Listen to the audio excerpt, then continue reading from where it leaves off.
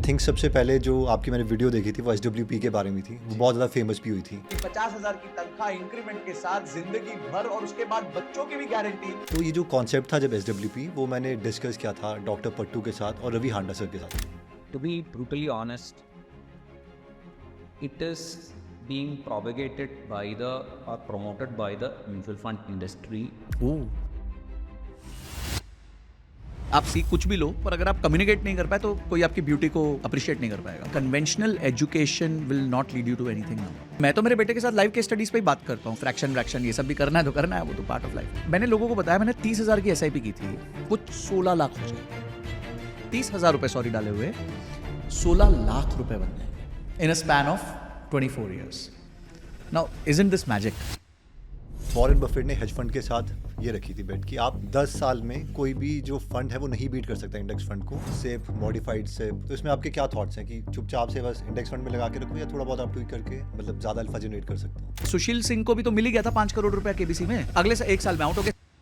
किसी आदमी को जिसका कोई एग्जिस्टेंस नहीं है, मतलब nobody knows him, he has to look cool, तो वो टपरी पे चाय पीते हुए फोटो खिंचाएगा या ताज में चाय पीते हुए फोटो खिंचाएगा। But if Mukesh Ambani has to look cool, will he have a cup of tea at Taj or will he have a cup of tea at Taj? एक म्यूचुअल फंड आता है हमेशा, उसने अक्रॉस टाइमलाइंस बेंचमार्क और category average को beat किया है। उसने अक्रॉस टाइमलाइंस, चाहे 1 year, 2 year, 5 year, 10 year, 3 months, 6 months, 1 month, हर टाइम बेंचमार्क को भी बीट किया है। ओके, आई थिंक सबसे पहले जो आपकी मैंने वीडियो देखी थी वो SWP के बारे में थी, बहुत ज़्यादा फेमस भी हुई थी जी। तो ये जो कॉन्सेप्ट था जब SWP वो मैंने डिस्कस किया था डॉक्टर पट्टू के साथ और रवि हांडा सर के साथ। तो उन्होंने कहा कि इसमें जो एक इशू है और उसको थोड़ी बैलेंसिंग की रिक्वायरमेंट है वो ये है कि जब आप पैसे विड्रॉ कर रहे हो उस टाइम अगर मार्केट गिर रही है आप गिरते गिरते बेच रहे हो तो जो आपने एस्टिमेशन लिया है वो लीनियर बेसिस पे लिया है कि लीनियरिटी होगी उतना ही होगा। तो अगर आप ज़्यादा विड्रॉ कर लोगे उस टाइम तो जितना आप एक्सपेक्ट करो उतना नहीं चलेगा। और यही डर था रवि हांडा सर को जब वो 9 करोड़ रुपए अपना स्टार्टअप बेच के अनअकैडमी को आए थे। तो अब इसमें आपका क्या सजेशन है कि किस तरीके से मैनेज करना चाहिए? तो आपका जो पॉइंट था वो था सीक्वेंस ऑफ रिटर्न्स का जो रिस्क था, एंड डेफिनेटली वो एक रिस्क है जब आप पैसा विड्रॉ करते हैं। जी देखिए, एक आम भारतीय के लिए अगर हम इस बात को पहले एस्टैब्लिश करें कि ये एक मोस्ट अंडररेटेड तरीका है पैसिव इनकम बनाने का, तो मैं पहले वो एस्टैब्लिश करना चाहता था कि इससे आप बना सकते हैं। ऑब्वियसली उसके बाद थोड़ा स्ट्रैटेजी लगती है, जैसे हम वेल एंड बकेट स्ट्रैटेजी भी कहते हैं कि आपने एक कुआं बनाया है, समझिए किसी के पास, रवि का ही ले लेते हैं एग्जांपल, 9 करोड़ रुपए थे जी। तो अब 9 करोड़ रुपए उसका वेल है, अब उसको उस पर मल्टी लेयर कर देना चाहिए। सो for example he can say कि चलो मुझे अब है ना हर महीने इसमें से 1 लाख रुपए निकालने हैं जी। तो मैं काम करता हूँ 3 साल का मुझे 36 लाख रुपए निकालना है। So let's say 40 lakh rupees out of this 9 crore rupees I will put in FD। Okay, ठीक है।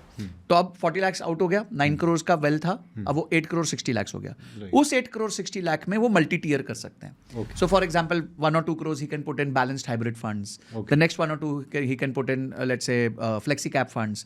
Next he can put in index funds. Next he can go more aggressive.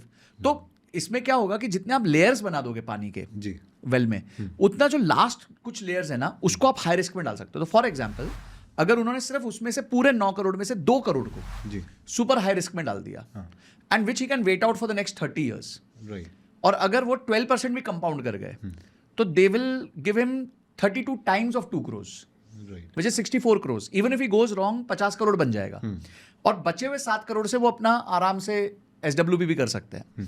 तो जब हम SWP करते हैं इसका मतलब ये नहीं कि आपने पूरा 2 करोड़ उठा लिया, जितना भी आपके पास कॉर्पस उठा के एक ही फंड में पटक दिया। वो मतलब ब्लडली नहीं करना है, there is a strategy. There is a strategy. The top of the money which you require every day should be sitting in debt. It could be FD, it could be bonds. Like how many years? 3 साल का पैसा debt 3 से 4 साल। 3 से 4 साल का पैसा आपके पास डेट में होना चाहिए, ताकि वहां वो बचा हुआ पानी कंपाउंड कर सके। हाँ, कि ऊपर नीचे जाके भी वो इवेंचुअली ऊपर आ जाए। और जब उसके बाद भी पहली लेयर है वो कम रिस्क की होनी चाहिए। बैलेंस्ड हाइब्रिड फंड्स जो होते हैं वो आप रख सकते हैं। For example the first 2 crores, after that you can keep in balanced hybrid funds. ऐसा कोई SWP होता है जिसमें ये उन्होंने खुद ही बैलेंसिंग करी हो, थोड़ा इंडेक्स में डाल रहे हैं? नहीं, ये ना बहुत अच्छी बात पूछी आपने जी। US में होता है। ओके, US में जब आप ETFs खरीदते हैं तो ना वो ETFs की एक लाइफ होती है। सो वो क्या कहेंगे, वो कैसे कहते हैं कि फॉर एग्जांपल आपका गोल है कि मेरे को 2050 में पैसे चाहिए जी। तो जैसे जैसे 2050 नियर आता है ना तो उनका एलोकेशन डेट की तरफ ज्यादा मूव कर जाता है। मतलब this is such a beautiful product कि आपको पता है कि आम आदमी के लिए बहुत मुश्किल है रीबैलेंस करना, नॉलेज रखना, और बहुत मुश्किल होता है क्योंकि लोगों का एक्सपेक्टेशन होता है मेरे को तो जिंदगी भर 18%, 20%, 30% बनता रहे। तो वो नहीं समझते कि जब हमारी एज खत्म हो रही है या हमारा गोल पास में आ रहा है तो our money should move towards debt, so that we don't have. अब देखिए किसी का अगर 2020 का गोल था तो वो तो गोल आया और धाड़, यू आर डाउन देयर। तो आई थिंक ये एक बहुत अच्छा प्रोडक्ट लगा मुझे जब मैंने यूएस में पहली बार पढ़ा इसके बारे में। I was very impressed with this product. तो ये अभी इंडिया में तो नहीं है, बट यस। बट फिर मतलब मैनुअली इसको कर सकते हैं कि अगर आप कितने यूनिट्स हैं। एक कॉन्सेप्ट था इनका, आई थिंक मैंने वरुण मल्होत्रा का था, वो उसमें क्या कह रहे थे कि आप इसको 2 पार्ट्स में डिवाइड कर दो। मतलब लेट्स से आपके पास 3 करोड़ है, 1.5 करोड़ आपने इस बकेट में डाले जो कि इंडेक्स फंड में रहे, बाकी 1.5 करोड़ आपने डाल दिए कोई स्वीप इन एफडी वगैरह में। अब वहाँ से निकालते हैं 12 साल तक। उसके बाद जो अमाउंट होगा 12 साल के बाद दोबारा से वो लेट्स से 3 करोड़ 8 करोड़ बन जाएगा। फिर उसको 2 बकेट्स में तोड़ना 4 करोड़। तो उसके लिए दिमाग चाहिए, वो आप ब्लंटली भी नहीं कर सकते। देखिए मैं ये कह रहा हूँ कि कोई भी ऐसी स्ट्रैटेजी जिसमें आपको ये पता हो कि यार मेरा एक पैसा, मोटा पैसा जो बन चुका है उसमें कुछ अच्छा पैसा वो कंपाउंड होने दे सकूं मैं, मतलब मैं उतना उसको ड्यूरेशन दूं, बिकॉज कंपाउंडिंग रिक्वायर्स ड्यूरेशन। 3 साल में 2 साल में हम ये नहीं कह सकते कि गारंटी के साथ 11% का CAGR आएगा, 11%। पिछले 2 साल में मतलब अब जो सितंबर में जिस आदमी ने SIP चालू की होगी वो वेट करेगा, he has to wait for 2-3 years to get to even zero, you know. तो आई थिंक एक सही वक्त है, 12 साल एक अच्छा पीरियड होता है। पर अगर इसको भी नहीं करना तो मल्टी टीयर भी किया जा सकता है और थोड़े से पैसे को अग्रेसिव रखो, क्योंकि एटलीस्ट फिर वही आपको एक बड़ी ग्रोथ तो वही दे सकेगा ना पैसे जो, मतलब वो जो आपको पैसा 7-8 साल तक नीचे उसे एग्रेसिव 10 से 15 साल 10 से 15 साल। हाँ, तो अगर एक 1.25 करोड़ के अमाउंट को भी आप राइटली डिजाइन कर दो तो I think you can live through मतलब most of your life and maybe even pass on to your children. But ये चीज रियल एस्टेट में करना बहुत मुश्किल है। तो अगर आपके पास 1.25 करोड़ का घर है तो उसका घर का किराया जो होगा वो 10,000 रुपये महीना होगा जी, या बहुत अच्छा नसीब हुआ तो 15,000 रुपये महीना होगा। एंड उसमें भी वो रिस्क रहेगा कि भाई टेनेंट छोड़ के चला गया, ब्रोकरेज है, कुछ घर में रिपर्स एंड मेंटेनेंस आ गया, रिस्क है क्योंकि आप ओल्ड हो गए हो तो टेनेंट लेवरेज ले सकता है इस बात का, आर्म ट्विस्ट कर सकता है आपको। तो ये सारे जो रिस्क है ना, ये एक आम 60 years old, 65 years old के लिए बहुत मुश्किल है टैकल करना। तो इसलिए SWP kind of becomes a very friendly tool, because उसमें आपने एक डेट तय कर दी है, वो डेट को पैसा आना ही आना है, you know, that kind of thing is there with SWP। Like what is the right corpus to get financially free? आपको क्या लगता है, what should be the number या कोई formula you have? I think financial freedom is a function of how much you spend.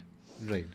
तो अगर कोई व्यक्ति 50,000 में खुश है पर मंथ स्पेंड करके और वो हैप्पी रह सकता है और उसका काम चल रहा है, तो आई थिंक 50,000 पर मंथ पे आप, मतलब मैं कहता हूँ कि जो भी सालाना जरूरत है उसका 25 गुना आपके पास हो तो you can be happy with 1.5 crore also. मैं जानता हूँ 34 year old या 35 year old है, उन्होंने 2.5 करोड़ रुपए का कॉर्पस क्रिएट किया पिछले 12-13 साल में SIP कर करके and now he is saying कि चलो ठीक है, और कुछ करने की जरूरत नहीं।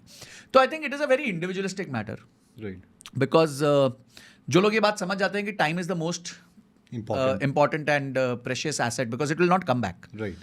तो ठीक है, आपकी स्थिति नहीं थी, मैंने भी जॉब किया बहुत साल, तो वो ठीक है, मतलब यू हैव एक्सेप्टेड कि चलो कुछ समय के लिए हमारे को ज़्यादा एक्स्ट्रा मेहनत करना पड़ेगा, will have to sell time to get money, but I don't think so that could be your life. तो वो आपको डिजाइन करना ही चाहिए कि कब आप फाइनेंशियल फ्रीडम लाओगे। It could be 10 years, 15 years, 20 years depending upon your income and your expenses obviously, but आपको मतलब एक गोल रखना चाहिए इसको लेकर। राइट। इनकम के बारे में बात करते हैं कि अगर वो इतनी ज़्यादा इनकम चाहिए तो अभी आपको कौन से स्किल्स लगते हैं कि 3 या 4 ये स्किल्स होने चाहिए जो एक्चुअल में वैल्यूएबल हैं? देखिए, first is obviously AI is no more the future, it is the present. Right. तो आप AI को लेके कोई भी स्किल अगर नहीं सीख रहे हैं तो I think you will become redundant very very fast. मैं आपको एक एग्जांपल देता हूँ। पहले जो केस स्टडी करने को, एक बिजनेस केस स्टडी करने को 7-8 दिन लगते थे, 3-4 रिसर्च की टीम लगती थी, 1-2 स्क्रिप्टिंग की टीम लगती थी, और फिर जाके वो शूट होता था। It all in all takes not more than 3 to 4 hours today. Right. एक टूल है, दूसरा टूल है, तीसरा टूल है, चौथा टूल है, आपने चारों टूल्स को यूज किया, अपनी अंडरस्टैंडिंग बिल्ड करी, थर्ड शूट किया, मैटर खत्म। सिर्फ एडिट है उसके बाद का मैटर, ठीक है। तो आप सोचिए कि 8 दिन में 4 लोगों का काम अब 4 घंटे में एक आदमी का रह गया है। तो you can look at the kind of deviation and the quality has enhanced. Quality, ऐसा नहीं है कि quality compromise हुआ, research has become more better, scripting has become more better, you can push कितना भी prompt दे के उसको थका सकते हो, वो रोएगा नहीं तो कोई ना कोई एम्प्लॉय बोलता है सर बस करो, बस अभी इसको शूट करो, खत्म करो। सो आई थिंक वो चीज़ जो हो चुकी है ना, उसको आपको अडॉप्ट करना पड़ेगा। अब आप उसको लेके ये नहीं सोच सकते कि AI आया तो हम खत्म हो गए, अब ये हो गए। आपको अडॉप्ट करके उसको सीखना पड़ेगा, और अगर आज आप अर्ली अडॉप्टर हो गए तो आगे जाके आपके लिए ये बहुत फायदेमंद होगा। सबसे बड़ी बात है कि आपको डेमोक्रेटाइज कर दिया है आर्टिफिशियल इंटेलिजेंस ने। Right. अभी किसी के पास कोई आर्बिट्राज नहीं है, कोई कोडर है तो कोई आर्बिट्राज नहीं है बहुत बड़ा। मार्क ज़करबर्ग ने एक पॉडकास्ट में आके बोला था कि 2025 के एंड तक जो ये मैग्निफिसेंट 7 है, जो 7 बड़ी कंपनीज हैं, वो कोडर को ऑलमोस्ट खत्म कर चुके होंगे। 80-90% कोडर उनके खत्म हो चुके होंगे। बहुत सारी जगह कॉल सेंटर्स खत्म हो रहे हैं। 600 लोगों को अभी जोमेटो ने फायर किया, जो सर्विस सेंटर में नगेट लॉन्च किया उन्होंने, जोमेटो ने। हाँ, वो एक एआई टूल लॉन्च कर रहे हैं जो बड़ी इन्फोसिस को टक्कर दे सकती है। So look at how things are shaping. You have to be on the curve of upwards movement. आप डाउनवर्ड मूवमेंट वाले कर्व पे नहीं हो सकते। I think the first is AI, second I think is data science. देखो, data will never go out of fashion. कोई भी decision लेना है डेटा पे लेना है। Obviously AI is improving there, but AI शायद बहुत इजीली वहां तक नहीं पहुंच पाएगा। एक लेवल पे एक ह्यूमन टच चाहिए, बट आपकी स्पीड बहुत बढ़ा देगा। अभी पीछे मैंने एक कंपनी का प्री आईपीओ कर रहे थे जी, तो मुझे इन्वेस्टर्स को एक प्रेजेंटेशन बना के देनी थी ऑन रेशियोज, कि इस कंपनी के रेशियोज कैसे हैं। तो it took me like 5 minutes to upload and get the ratios. उसकी कैलकुलेशन ले ली, फिर उसको मैंने बोला कि इंडस्ट्री कंपैरिजन कर, कि यही लिस्टेड कंपनी, ऐसी 4 लिस्टेड कंपनी ये हैं, इनके ये वाले रेशियो लाके दे दे। उससे लाके दे दिया। There was at least 15 to 20% error in that. पर ठीक है यार, मेरे को एटलीस्ट 80% तक लाके दे दिया ना।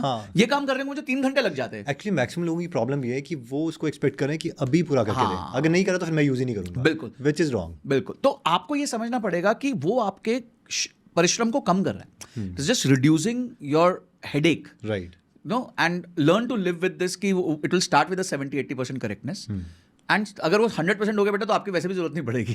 तो बी हैप्पी कि उसमें 5% कमी हमेशा रहे, ताकि एटलीस्ट वो जो ऊपर के टॉप के लोग हैं वो तो बचे रहे, क्योंकि नीचे तो अब बहुत मेहम होने वाला है। तो I think that is the second skill, which is data analytics, data science, anything about data, making data driven decisions, understanding data well. तो ये दूसरा। तीसरा है, मुझे लगता है कि अब जो एक स्किल बहुत काम आएगी लोगों के, एंड आप बोलोगे यार बड़ी अजीब सी बात कर रहे हैं, can you treat somebody on mental wellness, yoga, those kind of things, because all this things will lead to a lot of stress to people. Right. तो लोगों को ना डायरेक्शनलेस होने वाले हैं बहुत जल्दी, या फिर क्लटर में रहेंगे, या फिर they will not be happy with their present. And plus social media ने इतना बॉकडाउन कर दिया, 7-7 घंटे का कंटेंट कंजम्पशन है, which where people see so many diverse things. They would see somebody making a lot of money, they would see somebody crying without money. तो इतने extremes वो इमोशंस देख रहा होगा, तो मेंटल वेलनेस पे भी बहुत फोकस की जरूरत पड़ेगी। चौथा है, एज एन इंडस्ट्री जो बूम कर रहा है वो है गेमिंग। अगर आप गेमिंग में कहीं, जैसे my son, he wants to be an avid gamer, तो वो मुझे बताता रहता है कि डैड ये हो रहा है, ये हो रहा है, ऐसे हो रहा है, ऐसे हो रहा है। तो I see a lot of growth in that industry, and people spending significant amount of time there, और वहाँ भी बहुत पैसा वो लोग खर्च कर रहे हैं। तो अगर आप किसी प्रकार से गेमिंग में इंटरेस्टेड थे, तो you can make a career out of it, and a jolly good career out. जैसे मेरा बेटा फोर्टनाइट खेलता है, तो Fortnite is a global game, they play against each other, globally, there cash cups and ये वो पता नहीं क्या क्या बोलता रहता है। बट या when he speaks to my father, तब वो पापा बहुत डांटते उसको, नहीं पूरा टाइम ये नहीं करना, ऐसे नहीं करना, अरे कॉलेज तो जाना ही पड़ेगा, स्कूल तो जाना ही पड़ेगा। ही सेज कि मेरे को स्कूल नहीं जाना, I don't want to continue. So what the message is कि conventional education will not lead you to anything now. Right. अगर आप ये सोच रहे हो कि that same degree which worked 25 years back will work today is not going to happen. By the time you pass out, मतलब it will have no value. More certain education system तो I think कि the way we teach तो is. और आज आपके पास choice है ना. I want to learn from Hemant. Ji. It is easy for me. I can go to YouTube. I can search his channel. I can learn from him. तो आप अपना mentor चुन सकते हो। कॉलेज और स्कूल तो आपको कितना बाउंड कर देते हैं कि इसी से पढ़ना है, इसी से पढ़ना है। अब उसको कितना आता है वो नहीं पता। और सबसे बुरी बात ये है कि जो हमारे टीचर्स भी होते हैं, वो सबसे जिनको जॉब नहीं मिली होती वो होते हैं, जैसे उनको जॉब मिलती है वो जॉब छोड़ के चल जाते हैं, कहीं और चल जाते हैं। और इंडिया में ये प्रचलन ही नहीं है कि आप टीचर्स क्या कहते हैं, अच्छे लोगों को टीचर्स बनाओ। So for example, I told my son school principal ji that we all are there, हम लोग सब ठीक ठाक लोग हैं जो पेरेंट्स हैं, make it our duty 10 hours a month कि मैं आके फाइनेंस सिखा देता हूँ बच्चों को, कोई आके कुछ और सिखा देगा, let's give live case studies to them. तो मैं तो मेरे बेटे के साथ लाइव केस स्टडीज पे ही बात करता हूँ कि अच्छा ये कैसे करोगे, this how will you do this, how will you do this. तो हम तो उस पर बात करते हैं कोशिश करके। अच्छा ठीक है, वो फ्रैक्शन ये सब भी करना है तो करना है, वो तो पार्ट ऑफ लाइफ है। तो आई थिंक ये जो है, आप अपना मेंटल वेलनेस पे कर सकते हो काम, गेमिंग पे करियर बना सकते हो। Apart from that I think एक आप है ना सर्विस बिजनेस बना सकते हो जिसमें आप इन लोगों की हेल्प कर दो, क्योंकि इंडिया में ना टेक्नोलॉजी अडॉप्शन तो अभी तक तो वेब 2 की भी नहीं हुई, मतलब जो CRM सॉफ्टवेयर ही अभी तक अपने आप को बेच रहे हैं वो वही खत्म नहीं हुए। तो आप सोचो कि ये AI तक तो आने में थोड़ा टाइम और लग ही जाएगा। तो अगर आप आज हेड्स अप ले लेते हो तो आप इसको एज अ सर्विस क्रिएट कर सकते हो। और मैं I was speaking to one of my very dear friends Vaibhav, and he talks a lot about AI। तो हम कल ही बात कर रहे थे, तो वो कह रहा था कि Sanjay we can make a AI tool in less than 1 hour। We can solve any of our problem. You feel Sanjay ये मेरी प्रॉब्लम है जो मैं नहीं कर पा रहा हूँ सॉल्व, हम बैठेंगे 1 घंटे में टूल बना देंगे। तो अगर ये पॉसिबल है और अगर आप ये 2-3 हफ्ते या 1-2 महीने 3 महीने पढ़ के सीख सकते हो तो व्हाई नॉट यार, and then you can market it कि भाई मेरे पास ऐसा टूल है। तो यही तो है कि आप कोई प्रॉब्लम को सॉल्व करो और उसका सोल्यूशन दो। अमेरिका का शार्क टैंक आता था, उसमें there is a guy called Robert. तो ही से कि मुझे जो सबसे ज़्यादा स्किल लगती है जिसने मुझे अमीर बनाया है, that is I not say other skills even coding वगैरह, मेरे लिए it was sales. It seems क्योंकि eventually there has to be some guy who has to sell your product.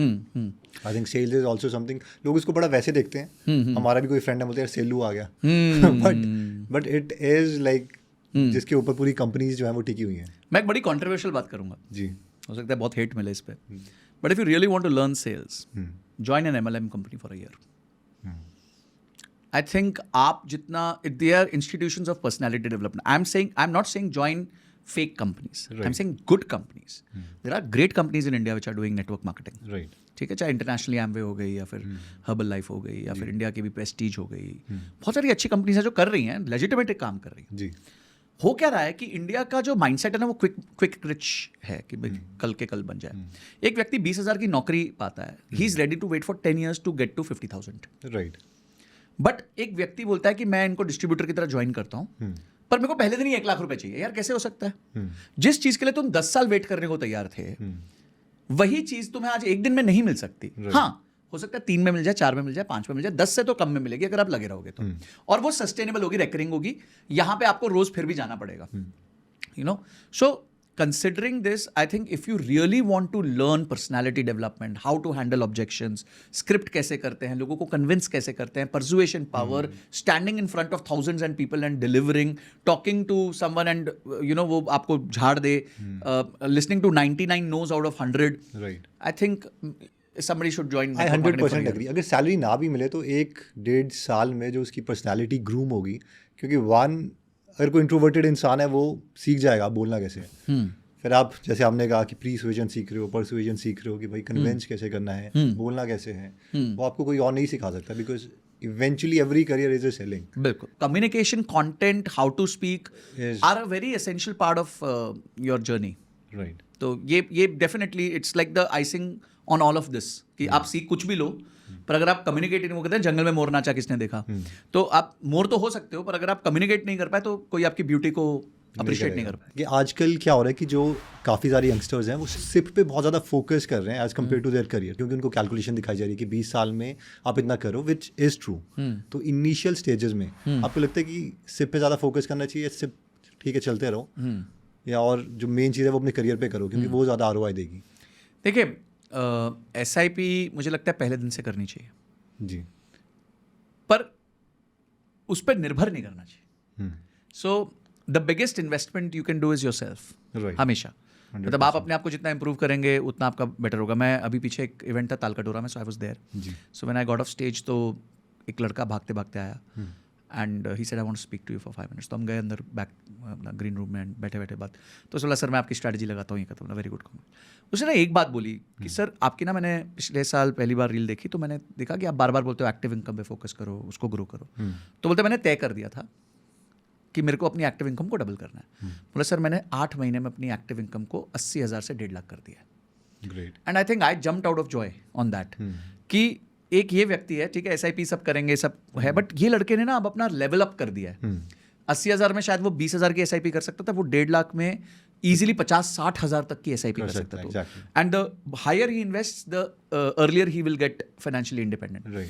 तो आई थिंक बहुत ज़्यादा ज़रूरी है, आप एक ईयर मार्क कीजिए जिस तरह आप SIP करते हैं, SIP करिए हैबिट बिल्डिंग के लिए। अगर आपकी आज समझिए 25,000 की इनकम है कि भाई सर 25,000 में क्या कहते हैं, नंगा नहाएगा क्या निचोड़ेगा क्या वाला हिसाब है। तो if you are 25,000, take 500 out and put it in some mutual fund. Don't even ask me, just put it somewhere.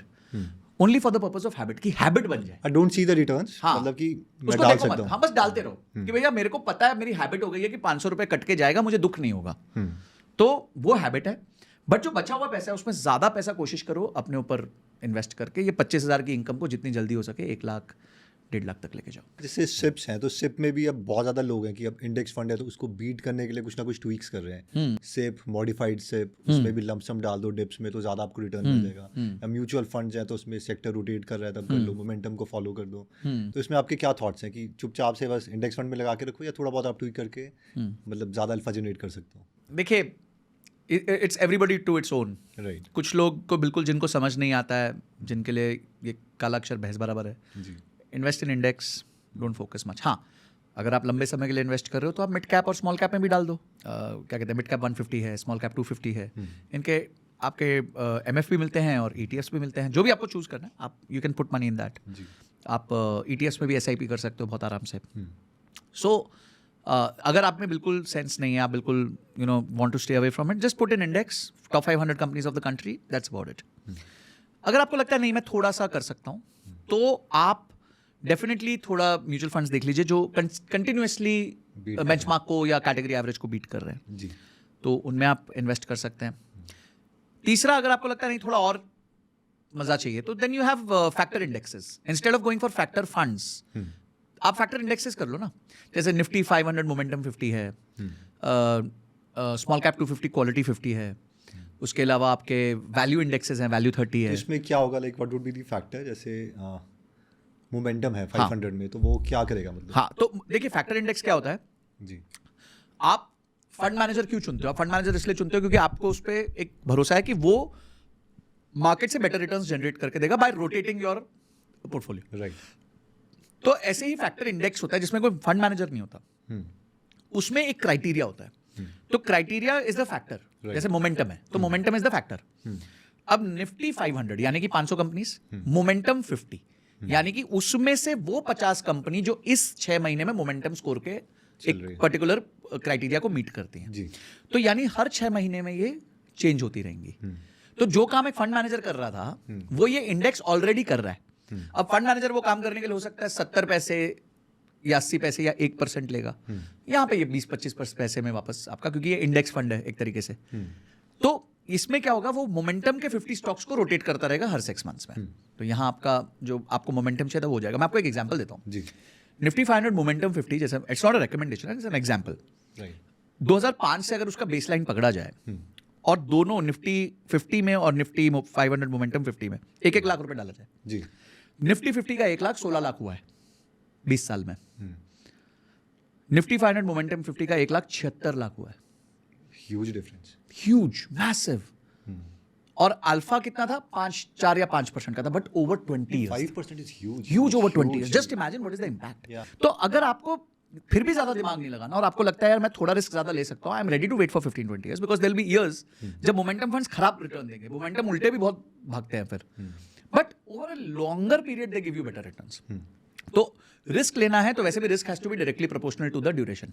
जितना ड्यूरेशन ज्यादा उतना रिस्क ज्यादा। अगर आपका ड्यूरेशन 2-3 साल का है तो आप रिस्क नहीं ले सकते। राइट। अब आप फिर FD, date funds, balanced advantage hybrid funds, those kind of funds you can put. इसमें सर जो एक्चुअल में एक कमेंट्स आते हैं काफ़ी ज़्यादा और वो जेन्युइन भी है, वो ये हैं कि वॉरेन बफेट ने हेज फंड के साथ ये रखी थी बेट कि आप 10 साल में कोई भी जो फंड है वो नहीं बीट कर सकता इंडेक्स फंड को। नॉट बिकॉज उसको बीट करना डिफिकल्ट है, वो इसीलिए क्योंकि आप बार बार उसको जो चार्जेस हैं उसके चर्न हो रहा है, चार्जेस हैं। इवन जब जैसे अगर मोमेंटम का भी हम एग्जांपल लें तो उसके इसमें जब भी जो भी मोमेंटम में है स्टॉक्स उधर जाएंगे स्टॉक्स, तो उस पर जो टैक्स होगा वो तो जाएगा। और प्लस उसकी जो मैनेजमेंट की फीस है, ऑल्दो ये इंडेक्स है तो उसमें कम है, तो उसकी वजह से वो उसको बीट नहीं कर पाएगा। फिर then there is a opposite thinking models की इंडिया में वैसा नहीं है। इंडिया एक डेवलपिंग कंट्रीज है, इंडिया में इंडेक्स को बीट करना इज़ वेरी इजी। फिर कोई वॉरेन बफेट का एग्जांपल दे रहा है, कोई ये वाला एग्जांपल दे रहा है, तो वो बड़ा डिफिकल्ट हो जाता है कि मतलब विच वन इज ट्रू। खुश रहो, सब कुछ कर लो, आप इंडेक्स भी डाल लो, आप फैक्टर भी डाल लो, थोड़ा सा म्यूचुअल फंड भी खरीद लो। देखिए my point on mutual fund is कि there is no right and no wrong. Right. मैंने एक फंड बहुत साल से पकड़ा हुआ था, मैंने उसको कैरी ऑन किया, मुझे लगा था कि इसको मुझे नहीं रखना चाहिए, मैंने कैरी ऑन किया and it is not given me great returns, but it is still given me returns. अब हर चीज आप लाइफ में ऑप्टिमाइज नहीं कर सकते। हाँ, मेरा पोर्टफोलियो शायद 30 लाख रुपए ऊपर हो जाता अगर मैं राइट रोटेशन कर लेता। ठीक है, नहीं किया, इसका मतलब ये नहीं कि मैं गरीब हो गया, उसने मेरे पैसे नहीं लेके चला गया। सो पॉइंट इज कि each one two its own है। राइट, आपका रिस्क टॉलरेंस क्या है, आपकी अंडरस्टैंडिंग क्या है। मैं हमेशा लोगों को कहता हूं, आपको कुछ नहीं समझता ना म्यूचुअल फंड के बारे में, पहले वो कहते हैं ना डिप योर 1 फीट वाला हिसाब, आप पहले अपना अंगूठा डालो, सिर्फ निफ्टी 50 से 500 रुपए की SIP स्टार्ट कर दो। राइट, फिर थोड़ा स्टडी करो। भाई आप आदमी ना भाजी टमाटर लेने जाता है तो भी थोड़ा देख लेता है कि यार मैं क्या खरीद के ला रहा हूँ। राइट, यहाँ आप हजारों रुपए की, लाखों रुपए की इन्वेस्टमेंट करने वाले हो, कुछ तो स्टडी कर लो। कोई तो 1-2 अच्छी वीडियोस देख लो जिनकी समझ आती है, मेरी नहीं समझ आती, किसी और की समझ आती है, देख लो भाई ये आदमी की मुझे बात समझ आ गई। अब बहुत सारे अच्छे क्रिएटर्स हैं, वो कहते हैं आपको तो SIP करनी नहीं चाहिए, SIP तो बेकार है। ऐसा देखिए, SIP अधिकांश लोगों के लिए उनके लाइफ का एकमात्र तरीका है जिससे वो अपने गोल्स को अचीव कर सकते हैं। Right. क्योंकि उनको स्टॉक पिकिंग नहीं आती, उनका सेक्टोरल अंडरस्टैंडिंग नहीं है, उनको इकोनॉमी की समझ नहीं आती, उनमें इमोशनल कंट्रोल नहीं है कि मार्केट्स नीचे जाएगी ऊपर जाएगी तो कैसे एक्ट करना है। तो वो जनता इंडिया की 95-98% जनता होने वाली है। 1-2% लोग बहुत स्मार्ट होंगे जो ये सब कर सकते हैं कि भाई मैंने तो ठीक है इस टाइम पे पैसा बाहर निकाला, इस टाइम पे पैसा अंदर डाला, ये किया वो किया। This is not everybody's cup of T. Right, तो आप अगर आप स्टार्ट कर रहे हैं तो निफ्टी 50 से ही स्टार्ट कर लीजिए, कोई प्रॉब्लम नहीं है। हमारा देश का इंडेक्स है, ऊपर जाएगा तो जाएगा, नीचे जाएगा तो जाएगा। और धीरे धीरे अपने रिस्क टॉलरेंस को बढ़ाते रहिए। और चाहे फैक्टर फंड्स हो गए या कोई स्पेसिफिक म्यूचुअल फंड हो गया। अब जैसे एक म्यूचुअल फंड आता है हमेशा नाम पराग पारेख, उसने अक्रॉस टाइमलाइंस बेंचमार्क और कैटेगरी एवरेज को बीट किया है। HDFC फ्लेक्सी कैप, उसने अक्रॉस टाइमलाइंस, चाहे 1 year, 2 year, 5 year, 10 year, 3 month, 6 month, 1 month, हर टाइम बेंचमार्क को भी बीट किया है। और क्या कहते हैं आपका, इसमें एक्चुअली एक और थिंकिंग मॉडल आता है कि आप पहले नहीं बता सकते कि कौन सा वाला बीट करेगा। क्योंकि अब होता क्या है कि अगर 100 चले हैं म्यूचुअल फंड्स तो उसमें से सिर्फ 32 म्यूचुअल फंड हैं जो बीट कर पाते हैं, दूसरे या तो बर्बाद हो जाते हैं या फिर वो दूसरे में मर्ज हो जाते हैं, और ये चलता रहता है। तो इनिशियली आप नहीं बता पाते कि कौन सा वाला है। तो आपने मल्टी टाइम फ्रेम पे चेक कर लिया ना। अब देखिए मेरे पास क्या टूल है, मैं तो यही कर सकते हैं, यही कर सकता हूँ, या तो मल्टी टाइम फ्रेम पे चेक कर लूँ। हाँ, आप ये कह देते कि भाई मैंने सिर्फ 6 टाइम फ्रेम पे चेक किया और उसमें से 1 में ही बीट किया, 5 में नहीं किया, तो नहीं है ठीक फंड। हाँ, पर 6 में चेक किया, 5 में बीट किया, 1 में नहीं किया, तो मोस्ट प्रोबेबल है कि ये आगे कैरी फॉरवर्ड कर सकेगा, क्योंकि इसमें वो लेवल की इंटेलिजेंस है, समझता है बात को। इतने साल हो गए इस फंड को चलाते हुए। कुछ लोग के माइंड में धारणा होती है कि जितना बड़ा AUM हो गया अब ये मैनेज ही नहीं कर पाएगा। अब पराग पारेख फ्लेक्सी कैप अपने आप में 1 लाख करोड़ का फंड है, एक तो वो भी मैनेज कर रहा है। HDFC फ्लेक्सी कैप भी 70,000 करोड़ का फंड है, वो भी मैनेज कर रहा है। मेरा कोई रिकमेंडेशन नहीं, मैं एग्जांपल दे रहा हूं, मतलब don't go and buy these funds. आप अपने रिक्वायरमेंट गोल्स के हिसाब से करिए। बट माय पॉइंट इज कि आपके लिए बहुत ज्यादा डीप, कोई भी इस दुनिया में ना बहुत ज्यादा डीप एनालिसिस करके पैसा बना नहीं पाया है। थोड़ा सिंपल रखना पड़ेगा, थोड़ा सिंपल रखिए, और जो भी करिए वो कंसिस्टेंटली करिए। मैंने क्या कहा कि मेरा एक फंड था जो मुझे लग रहा था कि मुझे बेच देना चाहिए 2021-22 में, और उसकी जगह स्विच मार के इधर आ जाना चाहिए, मैंने नहीं किया। मेरा नोशनल लॉस हुआ है, लॉस नहीं हुआ है। कि भाई हाँ, अगर मैं कर देता तो 20 लाख रुपए फालतू बन जाते, वो नहीं बने। इसका मतलब ये नहीं कि नुकसान करके चला गया। Right. So over long term somebody will make a little more returns, somebody will make a little lesser returns, but you will make returns more than average returns. एक मैंने बहुत इंटरेस्टिंग एनालॉजी इसमें सुनी थी। उन्होंने बोला यार तुम ये ऐसा सोचो, तुम एक आम का पेड़ लगा रहे हो, अब तुम खड़े हुए हो, आम का पेड़ नहीं लगा रहे, तुम बोल रहे हो अरे यार कितने आम देगा, ये 15 देगा, ये 500 देगा, 5000 देगा।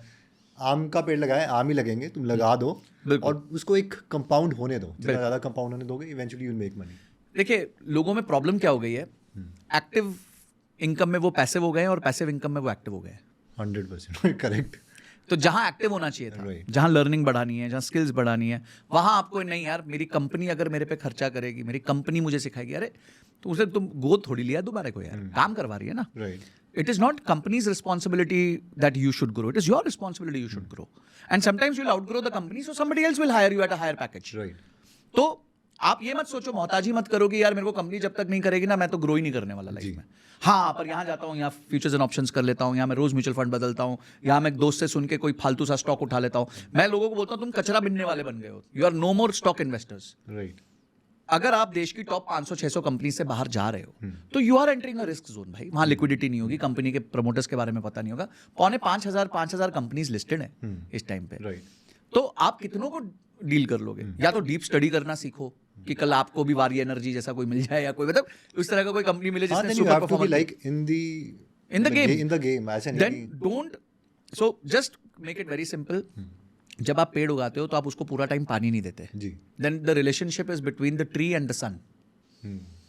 ठीक है, बस उसको सूर्य के सामने रखना है, हाँ। और वो उसका क्लोरोफिल चलता रहेगा, एक पॉइंट पे आके वो आपको आपके आम दे देगा। सो स्टिक टू पैसिव को पैसिव रखो, एक्टिव को एक्टिव रखो, अपनी इनकम बढ़ाओ। जितनी इनकम बढ़ाओगे उतना इन्वेस्टमेंट बढ़ेगा, जितना इन्वेस्टमेंट बढ़ेगा उतना आपका फाइनल कॉर्पस बढ़ जाएगा। Right, that's it. अब ये जो लोग अल्फा जनरेट करते हैं कि इंडेक्स को बीट करना है, कई लोग जो हैं, आई थिंक 2 पॉइंट्स हैं। एक तो कंटिन्यू नहीं कर पाते, द सेकेंड थिंग इज कि बहुत लोगों की सिप जो है वो मिस हो जाती है, और एक 25,000 रुपये जो है वो भी 20 साल में 2.5 लाख 3 लाख का जो है वो कम हो जाता है, तो ओवरऑल रिटर्न तो कम ही हो रहा है। तो इस पे पहले थोड़ा देखो, मैं आपको इस पे बहुत अच्छी बात कही आपने। So what happened yesterday, I was taking a class. सो मेरा पर्सनल एग्जांपल देता हूँ। जैसे 2016 अक्टूबर में मैंने एक म्यूचुअल फंड में इन्वेस्टमेंट स्टार्ट की थी जी। तो 51 या 52 रुपीज़ का यूनिट था, स्मॉल कैप फंड था, and it went up to 228 rupees in जब वो सितंबर के आसपास। But then it went down and today it's at 193 194 rupees, 178 भी होके आ गया। तो मैंने लोगों को बताया, मैंने 30,000 की SIP की थी 51 रुपये पे जी। वो 30,000 रुपये की वो SIP आज 1,20,000 की वैल्यू है। ठीक है, ये जो 4 गुना हुआ पैसा, ये हुआ है 8 साल में। अगर मैं सिर्फ फर्स्ट इन्वेस्टमेंट को देखूं, तो अगर मैं मानता हूं कि अगले 8 साल में भी ये 4 गुना होगा, तो ये 1 लाख की जो आज की वैल्यू है वो 4 लाख हो जाएगी। राइट। और अगर मैंने उसके बाद भी 8 साल और होल्ड कर लिया, मतलब 24 ईयर्स तक होल्ड कर लिया, तो ये 4 लाख की वैल्यू 16 लाख हो जाएगी। तो 20,000 रुपए 30,000 रुपए सॉरी डाले हुए 16 लाख रुपए बन जाएंगे in a span of 24 years. Now isn't this magic? मतलब एंड आप अगर ये एक SIP मिस करते तो आप सीधा कितना, मतलब 16 लाख रुपए का आपका मिस हो जाता। तो ये कहा जाता है कि अगर आप बेस्ट डे के लिए वेट करोगे तो आपके रिटर्न्स ऑलमोस्ट 50% स्लैश हो जाते हैं। मतलब आप ये सोचो वो वाला बेस्ट दिन है, उसके लिए वेट करोगे और बेस्ट दिन मिस हो गया तो आपका रिटर्न स्लैश हो जाएगा। अभी मैं आपको रिसेंट का बताता हूँ जी। 7th of April 2025 was the massive fall day, जब मार्केट्स बहुत बुरी तरह गिरी थी। मेरा एक प्रिंसिपल है, 315 open the market, whatever has fallen bye it. अब क्या हुआ, 3:15 सवा 3 बजे मार्केट खोला, एवरीथिंग हैज फॉलन। मतलब या तो पूरा ही गिरा हुआ है, कोई 5% ETF गिरा हुआ है, कोई 4% गिरा हुआ है। मतलब आज तो बहुत पैसे लग जाएंगे क्योंकि हमारा रूल है। अच्छा, उतने पैसे है नहीं हमारे पास इस टाइम पे हाथ में, तो मैंने क्या किया, मेरे पास एक OD रहती है जी। ये सबके लिए नहीं है, ये मेरे लिए था क्योंकि मुझे मेरे कैश फ्लोज का पता था, तो इट्स नॉट अ रिकमेंडेशन। मैंने अपने OD में से जम के पैसा निकाला और जो मेरे रूल थे उस हिसाब से परचेज कर लिया। ठीक है, तो धन खरीदा। सब लोग टेंशन में है कि अरे अब तो ट्रंप ने ये कर दिया, ये हो गया। अब उस दिन मार्केट 3,500 पॉइंट कुछ बॉटम तक गई थी, फिर 2,500 पे बंद हुई थी, ऐसा कुछ हुआ था।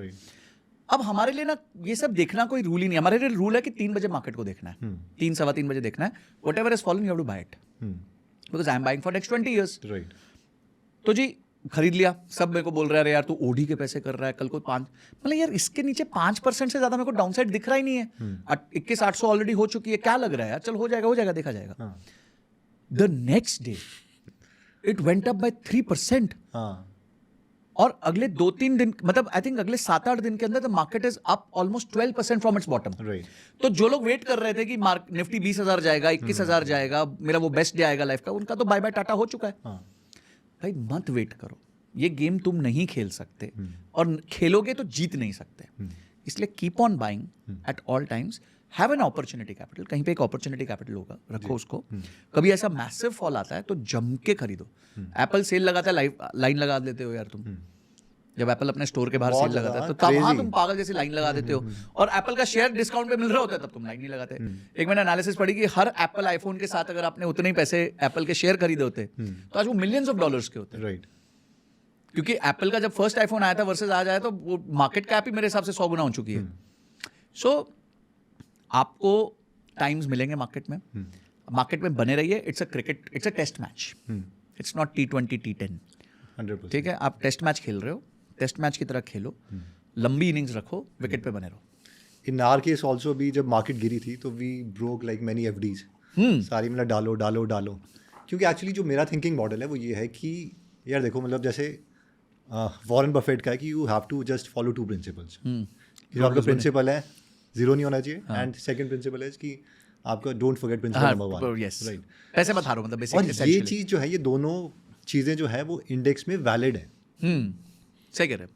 क्योंकि इवेंचुअली आपको पता ही नहीं हो सकता 50 कंपनी अगर नीचे जाएंगी तो वो कोई और एक्सचेंज कर लेगी। Yes. अगर वो भी नीचे हो गया तो आप मतलब पूरा इंडिया का ही कुछ हाँ, फिर बहुत तो ही बुरा। आपको कोई भी कुछ नहीं कर सकता, तब आपका इमरजेंसी फंड काम आएगा ना। हाँ, तब तो पता नहीं इंडिया के साथ ही क्या हो रहा होगा। हाँ, नहीं देखिए, मैं कहता हूं कि बहुत खराब हो गया। 63% निफ्टी क्रैश हुआ था 2008 में, 63% in a span of what 7-8 months. ठीक है जी, वो वापस हो गया। तो हम तो कुछ नहीं कर सकते ना, मैं तो भगवान नहीं हूं। पर मैं इतना तो कर सकता हूं कि 6 से 12 महीने का इमरजेंसी फंड रख सकता हूं जो मार्केट से लिंक नहीं है। हाँ, वो हमने रखा होता कि वो रखना है, उतना अमाउंट है, उसके अलावा डालो, बस। This is the right time. वरना हम उसी अमाउंट को सिप में कर रहे थे डिस्ट्रीब्यूट, राइट। और जैसे आपने कहा बोला एकदम इंक्रीज हो गया, हाँ, दैट इज ह्यूज अमाउंट। तो वो तो आपने और मैंने रिस्क लिया इसलिए ना। उस टाइम पे रिस्क लेना, आप आम आदमी से बात करते हैं, आज हाइंडसाइट में वो कहेगा यार मैं डाल देता, यार मुझे कोई बता देता तो मैं डाल देता। अरे बता तो रहे हैं इतने टाइम से, इतने पॉडकास्ट में जा के यही तो बता रहे हैं कि भाई डालो। मगर this is valid only in डालो, जैसे ना कि this is Not valid in only stocks. Not in stocks, only on baskets. क्योंकि ये जो 2 प्रिंसिपल्स हैं वॉरेन बफेट के, ये फॉलो करना स्टॉक्स में इज वेरी डिफिकल्ट। वहां के लिए आप एसेट एलोकेशन करते हो, इतना स्टडी करते हो, टुकड़े टुकड़े में डालते हो, एवरेज अप करोगे, धीरे धीरे करोगे, सिर्फ ये प्रिंसिपल को फॉलो करना। बिल्कुल, यहाँ पे आपको ये फॉलो हुए हुए मिलते हैं कि परमानेंट लॉस ऑफ कैपिटल नहीं होगा। नहीं हो ही नहीं सकता ना, इंडेक्स जीरो थोड़ी होगा। हाँ, तो मतलब डालो का मतलब है कि आप यार इंडेक्स में डालो कि यहाँ पे नहीं है, वरना इन दोनों को मतलब जस्ट ट्रू करने के लिए you have to do a lot of things. देखिए, मैं आपको बताता हूँ, एक स्ट्रैटेजी होती है गैम्बलिंग में, इट्स कॉल्ड मार्टिंगेल। ओके, आपने सुना है स्ट्रैटेजी? ओके, तो मार्टिंगेल जो स्ट्रैटेजी होती है वो क्या कहती है कि every time there is a level, there are martingale levels, जी, you double your bets. Okay, तो let's say market is at top today, 20,000 है, तो जब ये 10% गिरेगी तो आप 1 रुपया डाल देंगे। जब ये 17% गिर जाएगी from the top, not from the second level, from the top, okay, तो आप 2 रुपए डालेंगे। ओके, फिर इसके बाद जब ये 25% या 30% गिरेगी तो अब आप 4 रुपए डालेंगे, और जब ये 50% गिरेगी तो आप 16 रुपए डालेंगे। These are martingale levels, these are used by hedge funds. अब मैंने किसी से बात करी तो बोलते सर कौन से स्टॉक में करूं? मतलब सुन बे, यस बैंक में अगर तूने किया होता गया था तो तू मार्टिंगेल ही करता रह जाता। अभी तक तेरा Exactly. 400 गुना पैसा लग जाता। ये करना होता है इंडेक्स में। हाँ, Nifty 50 went to 21,800, which was exactly 17% from its top. 17% वो गिरा है। यानी कि मार्टिंगेल के हिसाब से मैंने 10% पे 1 रुपया डाला था और अब मुझे 2 रुपया डालना था। ठीक है जी, अब 1 रुपया 2 रुपया 3 रुपये तो मेरे लगे थे, और क्योंकि नीचे में मैं ज्यादा डाल रहा हूं तो मेरा एवरेज प्राइस नीचे हो जाएगा। राइट। तो अब जैसे ही मार्केट वापस 26,000 जाएगी तो सोचो मेरे रिटर्न्स क्या होंगे। हाँ, वो बहुत ज्यादा हो जाएंगे। तो एग्जैक्टली यही आपको करना है। आप मार्टिंगेल के बारे में स्टडी करो, martingale is a very good strategy. Okay, ये उन लोगों के लिए जिनके पास कैपिटल है। जी, अपने कैपिटल को 1 2 4 8 यानी कि 8 4 12 12 2 14 14 15 15 पोर्शंस में बांट दो। ओके, ठीक है, और जैसे मार्केट 10% गिरे तो 1 पोर्शन डाल दिया, फिर 2 पोर्शन डाल दिया, फिर 4 पोर्शन डाल दिया, फिर 8 पोर्शन डाल दिया। और ये अपॉर्चुनिटी कैपिटल होना चाहिए which has nothing to do with your general life. हाँ, आपका इमरजेंसी फंड सेट है, आपका इंश्योरेंस सेट है, तो आप ये करो, प्योर इंडेक्स करो भाई। कोई स्टॉक मत करो, कोई तुम्हारा येस बैंक मत करो, कोई जेट एयरवेज मत करो, कोई टाटा मोटर्स मत करो, कुछ मत करो। मतलब I am not, it's not an allegation, I am just saying क्योंकि हमें पता नहीं ना वो क्यों गिर रहा है। राइट। And stocks have a capability to fall 100%। मतलब they can go to zero also. Yes. Nifty will never go to zero. Right. आज तक सबसे बड़ी फॉल मैंने 67% की देखी, उससे बड़ी फॉल देखी हाँ, नहीं। अब वो दोबारा से मिले तो मतलब इट इज एन अपॉर्चुनिटी। मैं तो वेट कर रहा था यार, 25 ही गिर जाता तो मैं और थोड़ा डाल देता। बट ठीक है, at the end of the day हमने कुछ भी डाल ही दिया ना, एटलीस्ट हिम्मत करी, डाला, ओडी खींचा, जो भी किया। तो माय पॉइंट इज, सीख लो ये चीजें छोटी मोटी, नहीं तो सिप ऑन डिप करो जैसे हम करते हैं कि भाई जैसे बोला ना, रूल सेट है कि इतना गिरा तो डाल दो पैसा। और यही चीज आपको आगे जाके 10 साल में, 15 साल में, 20 साल में अबव एवरेज रिटर्न्स देगी, बिकॉज आपके पास इतने यूनिट्स हो जाएंगे कि वो छोटा सा भी गैप जो होगा ना प्रॉफिट का, वो इतना बड़ा दिखेगा क्योंकि आपके पास यूनिट्स बहुत होंगे। मैं आपको इसका एग्जांपल देता हूं, महाक टेक करके एक ETF है, okay, which is Mirae asset का हैंग सेंग इंडेक्स का। Okay, I started investing in that when it was 17 rupees. Okay, I bought, जब भी गिर रहा था, नीचे गया, फिर ऊपर गया, फिर वापस नीचे गया, फिर वापस ऊपर गया, फिर वापस नीचे गया, फिर अचानक से 9% करेक्ट हो गया एक दिन में, जब वो टैरिफ लग गया, उस दिन भी खरीद लिया। आज सब कुछ मिला मिलू के विद इन 6 months, 6-7 months, अक्टूबर से देखा जाए तो, अक्टूबर से अभी तक it is up by 14% for me from my average buying. तो मैंने क्या दिमाग लगाया, मैंने एक रूल को फॉलो किया, राइट, और वो रूल ने मुझे पैसा बना के दे दिया। सो आपको हमेशा याद रखना होगा, मैंने जब अपनी पहली SIP चालू की थी, जी। इट वॉज इन जनवरी 2008। उसके बाद मार्केट 9 महीने 67% डाउन गई, और मैंने जब उसका चेक किया था, मैंने 5 साल बाद चेक किया, इट वॉज डबल, क्योंकि हर टाइम बाय हो रहा था ना। और जब वो रिकवर हुआ, 3 साल बाद रिकवर हुआ, 3 साल के बाद अब गया, तब तक मेरी एवरेज बाइंग बहुत सस्ती हो गई थी, यूनिट्स मेरे पास ज्यादा हो गए थे, वो डबल हो गया। मतलब it is actually very simple mathematics. डालते रहो, दिखे ही ना, डालते रहो, ऑटोमेटिकली देखो मत। डिडक्ट होता रहे हाँ, सैलरी बस, से। बस वो आप मैनेज कर लो, और उतना मैनेज करो कि आपके रोजमर्रा के जीवन में आपको प्रॉब्लम ना हो। आप अपना इमरजेंसी फंड रखो, इंश्योरेंसेस खरीद लो, अपने आप को सिक्योर कर लो, और उसके बाद लेट दिस गो।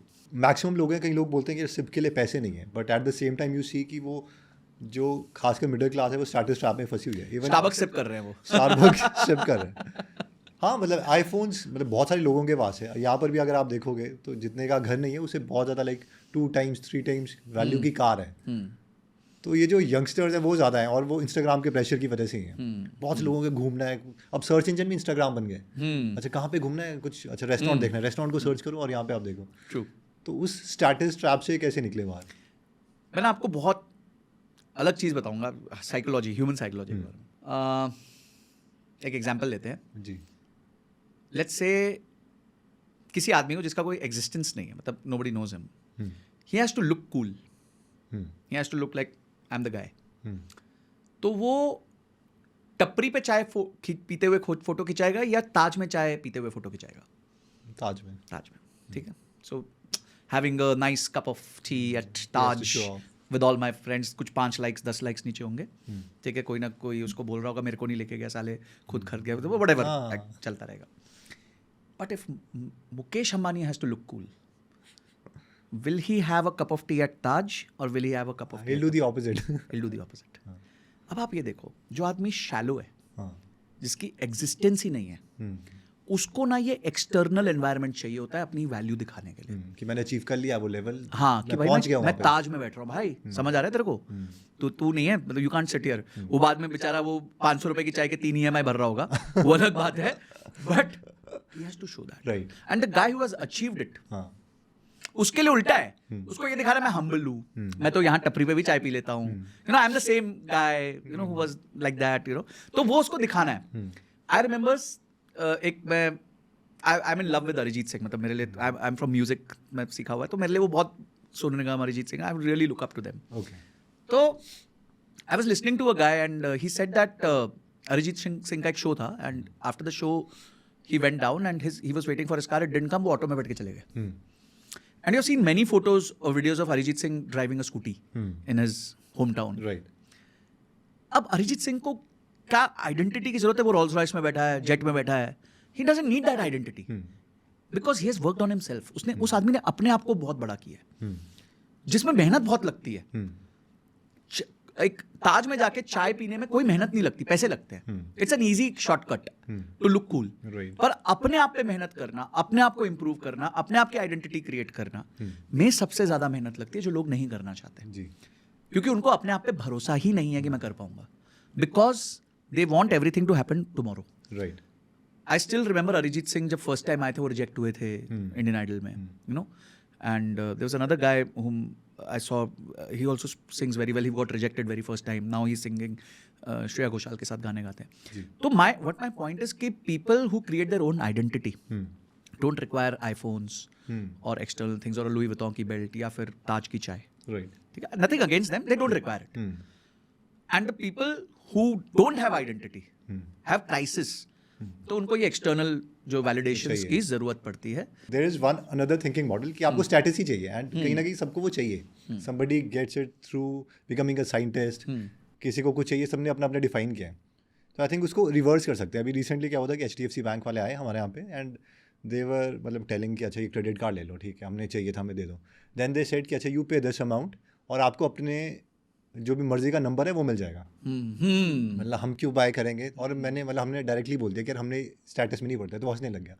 तो हमें उससे स्टेटस मिला कि हम इसमें नहीं पढ़ रहे, जस्ट बीइंग ऑपोजिट, जो कि इवेंचुअली मतलब हमारे लिए काम कर रहा है। देन एक बार हमारी डिस्कशन हो रही थी, एक मतलब मेरा फ्रेंड भी था साथ में, उसने बोला यार स्टेटस क्या है, मतलब कि हम शो ऑफ कर रहे हैं इसलिए, एंजॉय नहीं करना वो इसलिए। मैंने यार स्टेटस भी चलो भूल जाओ, यू रिमेंबर, मतलब थिंक फ्रॉम फर्स्ट प्रिंसिपल्स। आप ये सोचो कि मेन जो आपके पास पैसा है वो नहीं कम होना चाहिए, मतलब that is the first equation. जब तक वो ऊपर वाली इक्वेशन होल्ड मतलब कर रही है, फिर क्या स्टेटस है क्या है। अगर मान लो मेरे पास अरबों रुपए मैं खर्च करते रहो, स्टेटस भी दिखाते रहो, लेकिन अगर वो वाली इक्वेशन फट गई कि आपके जो एक्सपेंसेस है वो इनकम से ज्यादा हो गए, देन फिर वो स्टेटस मतलब then you there's no point holding that, Right. and I think not giving in Right. is the biggest strength you can get. मेरे को लोग बोलते हैं सर फाइनेंस में क्या सीखे, मतलब फोमो से बचना सीखो। हाँ। बोलते सर ये तो फाइनेंस है नहीं, मतलब एग्जैक्टली और कुछ नहीं सीखना है फाइनेंस में तुम्हें, बाकी सब you will figure out. Right. गलतियां आप करोगे, गलतियां मैं भी कर चुका हूँ, गलतियां सब करते हैं, जी ठीक है, everybody will make mistakes. But अगर आप फोमो के चक्कर में पड़ गए बेटा कि नहीं इसकी वजह से इसके पास नया आईफोन आ गया, इसके पास नया कवर आ गया, इसके पास नई गाड़ी आ गई, इसके पास XYZ आ गई, घड़ी आ गई, ये आ गई, वो, see you buy anything you want in life, it's okay, but it should not be out of an equation. आप कुछ इक्वेशन बना लो, जैसे आप टोल गेट पे जाते हो, जब तक टोल पे नहीं करोगे तब तक गेट खुलेगा नहीं, तो create some toll gates of your life. Right कि भाई जैसे मेरा रूल सिंपल है, if you can buy twice you can buy it once.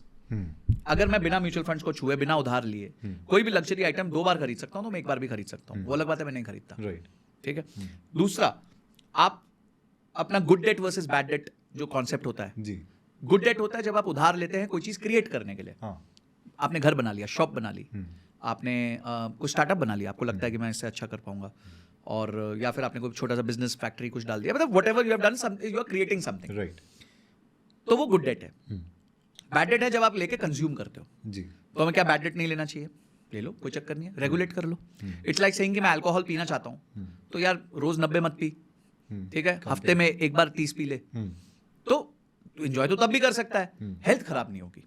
Right. So similarly if you want to enjoy also, you want these things, तो आपका एक rule होना चाहिए कि भाई मैं समझो 10 से 15%, ज्यादा से ज्यादा 15% मेरी टेक होम इनकम का मैं बैड डेट के EMIs भर दूंगा। अब 2 चीजें होंगी इससे। अब जब भी आपको नई चीज खरीदनी है, या तो कोई पुरानी EMI खत्म हो जी तो आप रेगुलेट हो गए, या फिर आपकी इनकम बढ़ जाए, in both the cases you are a winner. Right कि पुरानी एक EMI खत्म हो गई, अब मैंने नई EMI चालू कर ली, नो प्रॉब्लम।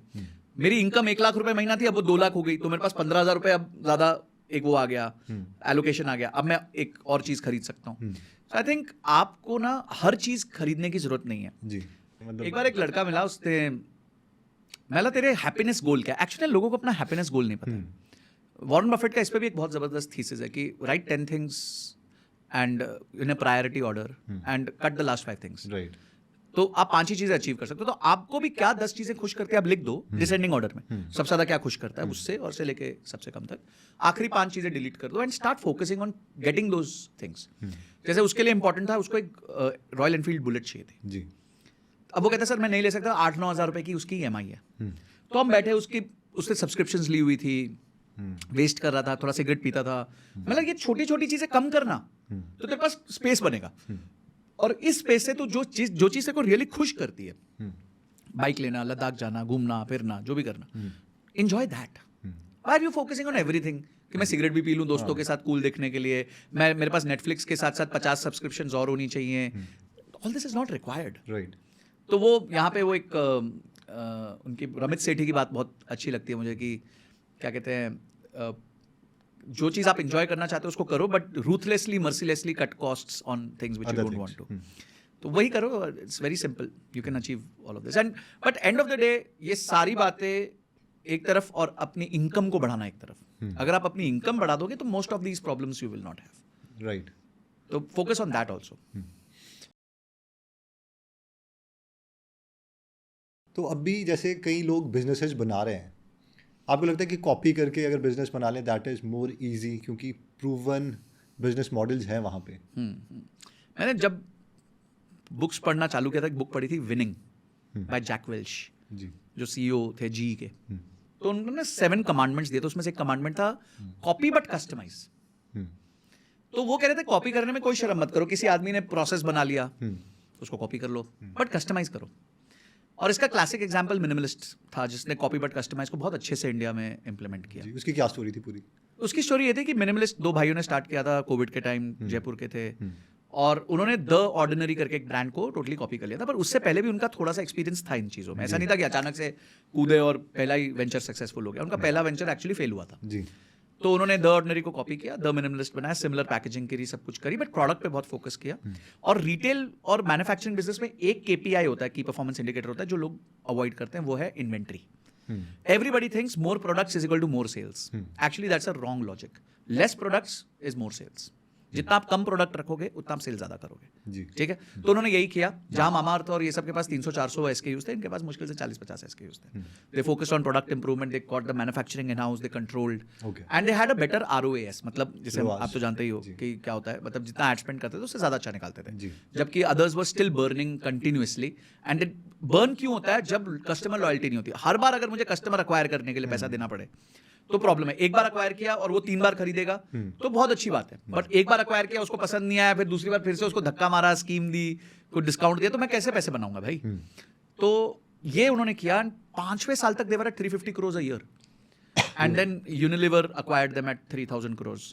फाउंडर्स के पास, दोनों के पास मिला के 60% था, तो यानी 1800 करोड़ दोनों भाइयों को मिला, 900 करोड़। एंड उसमें एम्प्लॉइज को भी 6% मिला, यानी कि 180 crores has been given to employees also. तो वहाँ पर भी वेल्थ जनरेट हुई, मतलब खतरनाक लेवल की वेल्थ जनरेट हुई। तो मुझे लगता नहीं कि कॉपिंग इज बैड। जर्मनी में बहुत ज़्यादा फेमस है सैमवर ब्रदर्स। हाँ, सैमवर ब्रदर्स, मतलब उन्होंने हर बिजनेस ही कॉपी कर दिया, एयरबीएनबी से लेके ईबे से लेके सब कुछ, उनका बस आते ही कॉपी कर दो, जो वो कर रहे हैं फटाफट आइडिया ले लो। कहीं ना कहीं मुझे लगता है कि दी थिंकिंग मॉडल हेयर इज कि आप डिमांड का पता लगा रहे हो, डायरेक्शन आपने पता कर ली, डायरेक्शनली यू आर राइट कि अच्छा हेयर मतलब डिमांड है, देन यू फिगर आउट कि अदर कोई भी वैल्यू है या थोड़ा सा उसको जैसे आपने कहा कस्टमाइज करके कर सकते हैं। There is a book also, still like an artist. हाँ, still like an artist, yes yes. Actually मैंने आपसे ये इसलिए पूछा था क्योंकि recently I did a podcast with Sabeer Bhatia. उनका वो था कि यार तुम कॉपी कर रहे हो, मतलब he was very against that. तो मैंने उनको ये एग्जांपल दिया था, मैंने यार क्योंकि अभी हम लोग तो नहीं है उस स्टेज पे, because you have created that wealth, तो शायद आप दूसरे उससे सोच रहे हो। एक्चुअली उनके टाइम पे ना बहुत ज्यादा प्रॉब्लम्स थी सॉल्व करने के लिए। ओवर इयर्स बहुत सारी प्रॉब्लम्स सॉल्व हुई हैं। यू हैव टू रियलाइज यार, ईमेल उन्होंने जब लॉन्च किया तब ईमेल नहीं था, मतलब लिटरली नहीं था। It was a new product, it was a new product, but he was कि यार मतलब as a country we have to be like more audacious, में जाके मतलब ना नए नए प्रोडक्ट बनाओ, लॉन्च करो। तुम्हारा नहीं चल रहा, 100 में से एक बंदे का चल रहा, बाकी 99 लोग उसको ज्वाइन कर लो, which as a country seems logical. But at the same time हम लोग जो सोचते हैं यार पहले उतना तो बना लें, हाँ, कि पहले 10 करोड़ तो बना लें, 15 करोड़ तो बना लें। Actually we have been thought with scarcity mindset. हाँ, तो अबंडेंस माइंडसेट हमारे में है ही नहीं है। वो इसलिए नहीं है क्योंकि हमारी कभी भी, हम लोग हमेशा डर में रहे हैं, पेरेंट्स कहीं से ट्रैवल करके आए, कि बड़ा फियरफुल है, फियरफुल है, बहुत बहुत फियरफुल है। राइट। तो वो आप देखो, आप अमेरिका चले गए, आपको अपॉर्चुनिटी मिली, God was kind on you, तो आप अचानक से आके बोल नहीं सकते कि पूरा भारत जो 140 करोड़ लोग का है वो अपना नेचर आपकी वजह से बदल देगा। ऐसा नहीं होगा। नहीं, बट मतलब उनका वो पॉइंट नहीं था, उनका ये था कि मतलब एज ए कंट्री हमें कैसा करना चाहिए। देखिए वो तो आके इन्होंने भी बोल दिया, उसके बाद पीयूष गोयल जी ने भी बोल दिया अपने स्टार्टअप वाले उसमें। बट आप ये समझो ना कि आज एक GST लाइसेंस लेने में 20-25 दिन लग जाते हैं। राइट। हाँ, आप मतलब आपका भी एक्सपीरियंस है, मेरा भी एक्सपीरियंस है, एवरी पर्सन उसमें भी कई बार GST license in his life, उसको पता है क्या पे नहीं। अरे sir, we wanted to shift our company address to Bangalore just to get the grants. वहां पर उन्होंने बोला 1 महीने में हो जाएगा। इट टुक अस पता नहीं 14 months to get your GST, to bribe people। मैं तो प्रोडक्ट लेके तैयार बैठा हूं, GST but just to change the address। एक स्टेट से दूसरे स्टेट में एड्रेस चेंज करना था, मतलब। And you go to Singapore, आपको जाने तक की जरूरत नहीं है, आपका पासपोर्ट उन तक पहुंच गया, तो उसके बाद आप कुछ भी करने की कोशिश कर लो, आप नहीं बच पाओगे।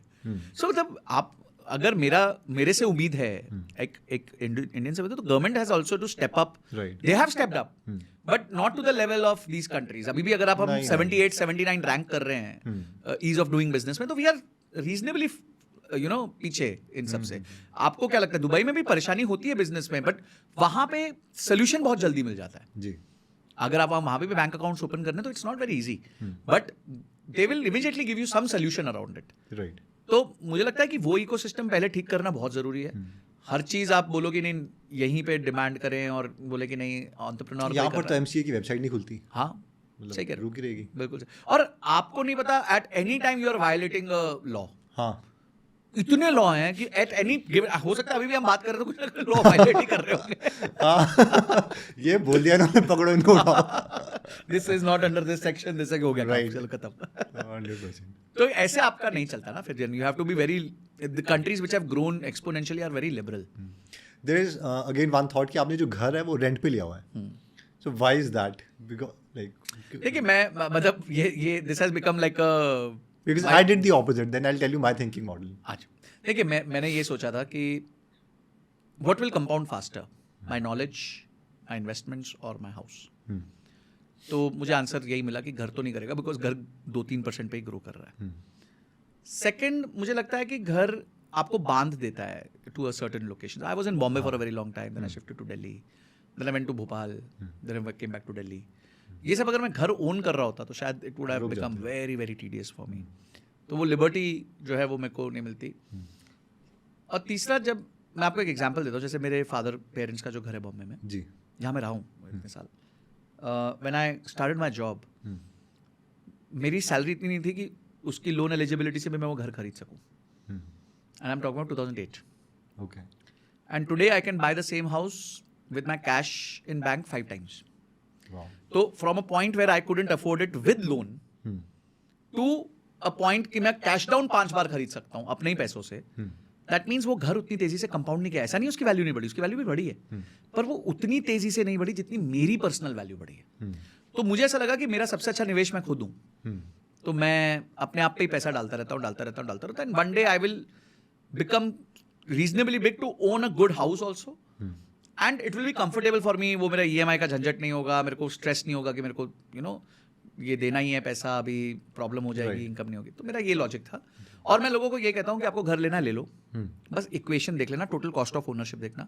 आप घर लेते हो, बड़ा घर लोगे तो उसका मेंटेनेंस भी ज़्यादा होता है, बिजली का बिल भी ज़्यादा होता है, उसके मीट सर्विसेज की कॉस्ट भी ज़्यादा होती है, उसका मेंटेनेंस भी ज़्यादा होता है.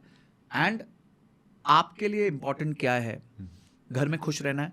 तो ऐसा ना हो जाए कि आप अपनी इनकम का 60-70-75% कॉस्ट ऑफ ओनरशिप में दे रहे हो. If this is 40%, 30-40%, it is comfortable, कोई प्रॉब्लम नहीं है. हाँ, मतलब वैसे तो मैथ्स जो है वो रेंट की तरफ ज़्यादा फेवरेबल है. My thinking model was, one, actually I had the money. Second was कि यार, क्योंकि I was doing this startup, तो ये था कि जॉब छोड़ के, तो मुझे यार ये था कि अगर फट गया स्टार्टअप, जो कि मोस्ट लाइकली जो स्टैटिस्टिक्स हैं वो कहते हैं कि पहले 5 साल में 100 में से 95 तो फटेंगे. तो मैंने सोचा कि अगर फट भी गया तो वो मुझे जो माइंड में स्ट्रेस नहीं चाहिए था, और मैं ज़्यादा रिस्क तब ले पाऊंगा जब मेरे पास वो घर होगा. तो मैंने यार एक बार वो बन जाएगा, अगर कुछ फट भी गया तो एटलीस्ट माइंड में मैं रिलैक्स रहूँगा कि कुछ भी हो गया तो मैं यहाँ पे आ जाऊँगा, 6-7 महीने सोचूंगा, and then I will again start. So that was the thinking model. तो आपके लिए वो इमरजेंसी फंड था? It was more of an emergency fund for you कि भाई ठीक है. You can not generalize it, but then you have to see the thinking model rather than. देखिए, मैं इसको भी कस्टमाइज करना पड़ेगा. Everyone to its own. Right. मैंने क्या कहा कि आपके पास 1 करोड़ होगा, मेरे पास 1 करोड़ होगा, 5 साल बाद हम दोनों का आउटपुट अलग होगा. एग्जैक्टली. ठीक है, आप अलग सोचोगे, मैं अलग सोचूंगा, और कोई गलत और कोई सही नहीं है. Till the time you don't lose that 1 crore rupees, you are good enough. मतलब मैं वही जो वॉरेन बफेट का रूल है कि don't lose capital, don't forget rule number 1. तो अगर आप अपना कैपिटल नहीं लूज आउट कर रहे हो, उसके अलावा आपने 1 करोड़ का 1.5 किया, मैंने 1 का 2 किया, एटलीस्ट दोनों ने बढ़ा लिया. किसी ने कम बढ़ाया, किसी ने ज्यादा बढ़ाया, that is not the fight. The fight is कि दोनों ने बढ़ाया है पैसा. तो आई थिंक आप घर लेना चाहते हो, कंफर्टेबली लो जी.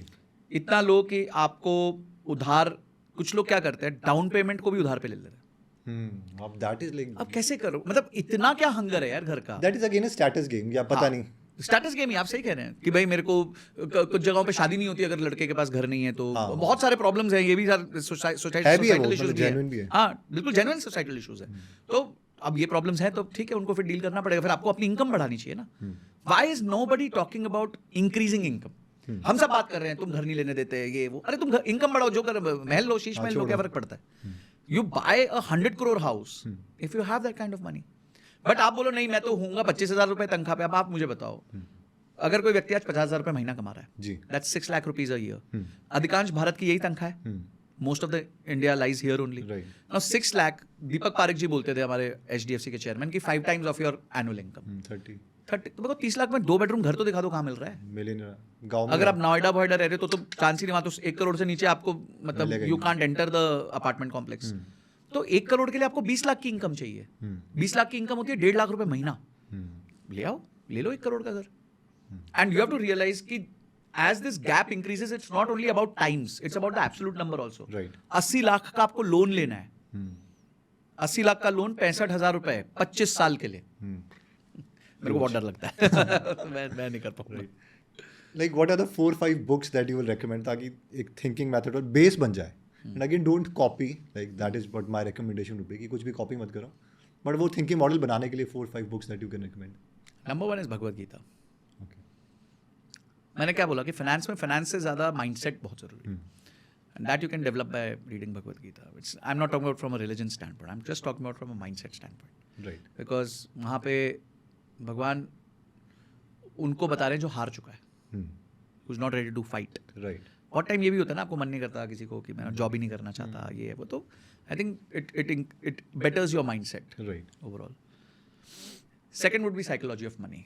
Modern day beautiful devised book, बहुत सिंपल तरीके से, बहुत ल्यूसिड लैंग्वेज में उन्होंने लिखा है, एंड मेरा रिकमेंडेशन रहेगा. जी. तीसरा है millionaire fast lane. It's also very nice book. Right बहुत लोगों को अमीर जल्दी बनना है तो पढ़ लो कैसे बनना है. It's all about hard work, it's all about multiple sources of income, it's all about working more than the others. Right उसके बाद एक बुक है बट वो ना प्योर इन्वेस्टिंग नहीं है. It's called market wizards. It's by Jack Schwager. It is interviews of highly successful traders. Okay जितने बड़े ट्रेडर्स रहे हैं 1980s के. It's like a podcast but it in a book form, क्योंकि तब पॉडकास्ट नहीं होते थे. राइट तो वो बहुत प्यारी बुक है जैक श्वागर की, and that is very valuable. बहुत ज़बरदस्त बुक है. एंड या आई थिंक ये कुछ बुक्स हैं जो मैंने खुद do you believe in manifestation also? A lot. क्योंकि जो आप सोच ही नहीं सकते आप अचीव कैसे कर सकते हो. राइट अगर so you manifested any of these things? My retire this financial independence, मुझे था कि मैं 40 के बाद नहीं काम करना किसी और के कुछ लिए. भी हो जाए. हाँ बिल्कुल, very clear. Why this thing, मतलब ये क्यों हुआ था आपके माइंड में? क्योंकि something happened in your job? और नहीं, मुझे लगा कि it's not a great transaction कि मैं फाइनाइट रिसोर्स को इनफाइनाइट रिसोर्स के लिए ट्रेड कर रहा हूँ. राइट मेरे पास टाइम है which is finite, I will go one day, and वो जो मुझे दे रहा है वो तो दुनिया में बहुत अवेलेबल है, वो तो थोड़ा मेहनत करूंगा तो मैं भी खींच सकता सो हूँ. व्हाट आप करते क्या थे मतलब मैनिफेस्टेशन के लिए? नहीं, मैंने पूरा प्लान बनाया हुआ था कि मेरे को, जैसे देखिए मैं 2-3 चीज़ें ना हमारे घर में शुरू से होती थी. जैसे हमारे सत्यनारायण भगवान की कथा होती है जी. एवरी पूर्णमासी. तो मैं बचपन से सुन रहा हूँ, मतलब जब से लिटरली पैदा हुए तब से ही हो रही है. तो तब वो झूठ नहीं बोलना, अपने लिए गलत नहीं बोलना, you know those kind of things we used to learn from there. जी. अपार्ट फ्रॉम दैट पेरेंट्स हमेशा बोलते थे अपने लिए गलत बोलो, वो सरस्वती माता 2 बार बैठती है जबान पे, मत तो बोलो. मत बोलो. So we always used to talk positive. Right फिर मुझे ये था कि हर साल मेरी वैल्यू कितनी हो रही है इन टर्म्स ऑफ इन्वेस्टमेंट, मेरी सैलरी कितनी बढ़ रही है. मैं बहुत कॉशियस रहता था ये सब चीज़ों को. मुझे ग्रोथ चाहिए, मतलब मुझे ग्रोथ चाहिए. अब वो मुझे उसी जॉब में मिलेगी या अगले जॉब में मिलेगी, आई डेंट केयर, बिकॉज मेरा गोल क्लियर था, मुझे एग्जिट लेना है 40 से पहले. और मैंने अपने आप का वो कहते हैं ना डिलेड ग्रेटिफिकेशन, तो बहुत कंसिडरेबल डिलेड ग्रेटिफिकेशन रखा कि जब मैं बेटर गाड़ीज अफोर्ड कर, मैं कहता हूँ मैं जब मैं मर्सिडीज ले सकता था मैं होंडा में चल रहा था. तो इतना जो गैप था वो इसलिए रखा हुआ था कि I chose freedom over lifestyle and my friends chose lifestyle over freedom. They are still working, I am not. तो ये शुरू का पेन लिया मैंने, क्योंकि मुझे पता था कि मुझे 40 से पहले I want to get out of this circle so that I can do something of my own, sit relax, जो भी करना होगा मुझे. अब मैनिफेस्टेशन तब मेरे को एग्जैक्टली अगर आप बोलो कि क्या मैनिफेस्टेशन था, मेरे को नहीं पता वो मैनिफेस्टेशन था. बट देयर वाज एक ऑब्सेशन था. ऑब्सेशन था, हाँ, कांस्टेंट थॉट था कि ये नहीं, मतलब this is the life I don't want to lead. I think manifestation कभी कभी नेगेटिव भी होता है कि आप पेन से भी कि नहीं ये नहीं करना है यार, ये वाली जिंदगी नहीं चाहिए, कि वापस इस पे नहीं जाना मतलब अपने को. तो आई थिंक मेरे बचपन में ऐसे थे स्कार्स थोड़े से, कि जैसे we were from a middle class family, so whenever we used to travel I used to sleep on the floor of the train. मतलब चादर बिछा के स्लीपर क्लास के फ्लोर पे सोता था. और वो 24-24 घंटे की जर्नीज होती थी, बॉम्बे से रेनीगुंटा, चेन्नई के पास.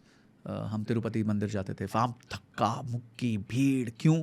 क्योंकि इतने पैसे नहीं है कि हम देखे, you know, we can get inside. तो मतलब ये वाला वो नहीं चाहिए. और मैक्सिमम लोगों के लिए स्टार्टिंग में यही काम करते हैं. हाँ, which is okay. Which is okay. Yeah, it's a good starting point. हाँ, कि भाई नहीं करना ये. Aversion to, you know, mediocrity. Right. अगर aversion to mediocrity भी है तो that can lead to you to many good things. हाँ, अगर वो एक्शन को लीड करिए rather than कि आप सिगरेट पीने लगे, शराब पीने लगे, वो एटलीस्ट गलत काम तो नहीं कर रहे. हाँ. तो आई थिंक ये था मेरे लिए manifestation. And then when I realize, मैंने कहा ये तो बहुत पावरफुल चीज़ है यार. आप सही बोलो, सही, एंड यू नो अगर आप एक ही क्वेश्चन को 2 तरीके से पूछ रहे हो, that is the main difference between you and a successful person. Right. मतलब कोई भी काम आए तो कैसे करेंगे और कैसे करेंगे, क्वेश्चन सेम है. एक का भाव है यार कैसे करेंगे, एक का भाव कैसे करेंगे. Okay okay, positive solution oriented. तो इतना ही फर्क है. The moment you give your mind a signal कैसे करेंगे, तो माइंड सोचा हाँ कैसे कर, बोल अब मांग रहा है ये सोल्यूशन मांग रहा है, इसको सोल्यूशन दो. बट नहीं कैसे करेंगे यार, ये थोड़ी होता है यार, पिछली बार भी कोशिश की थी, हार गए यार. तो वो फिर then you're a lost cause, फिर आपका कुछ नहीं हो सकता. 100%. तो ये manifestation quadrant that I was studying कि अगर आपका एक मूड है प्लस एक्शन, मतलब अगर हार्ड वर्क भी आप कर रहे हो लेकिन आपका वो बिलीफ है that is positive, then also you are happy. वो है ना वो चावल वाला एक्सपेरिमेंट, एक चावल को गाली दी एक चावल को दी, तो चावल जिसको गाली दी वो काला हो गया।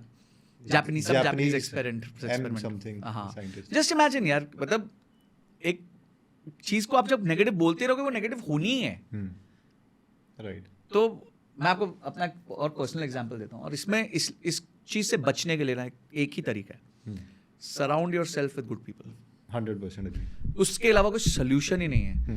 नहीं तो कोई लोग आपके साथ बैठेंगे, आप उनको अपना गोल बताओगे, वो आप पे हंसेंगे और आपको रेफरेंस पॉइंट देंगे और लास्ट में ये बोलेंगे देख मैं तेरा दोस्त हूँ इसलिए तेरे को बता रहा हूँ। हाँ, मतलब मैं तेरा दोस्त हूँ इसलिए बता रहा हूँ कि तू नहीं कर सकता। कैसा दोस्त है भाई तू मेरे को ये बोल कि मेरे को नहीं आता करना, but I will shout for you, vouch for you, मेरे से जो भी हो सका मैं करूंगा। I think you should go to this person.